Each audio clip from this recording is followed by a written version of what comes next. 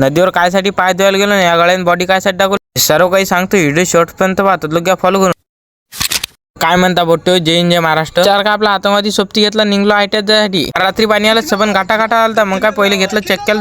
दोर बांधला म्हणजे किती गाठा असलं तरी आपली गाडी चालली जाते आता असे कामं करायचे म्हटलं फक्त शेतकऱ्याच्याच पोराला जमतात बाकी कोणाला नाही जमत संपन्न करून आपण आला डायरेक्ट मोरणा नदीत आल्यावर त्या गाड्याने डायरेक्ट बॉडीत दाखवली पहिले आपल्याला ची बॉडी बहीण एकदम चकाचक पैकी पाय धुतले मग निघलो आपल्या आयट्यात जायसाठी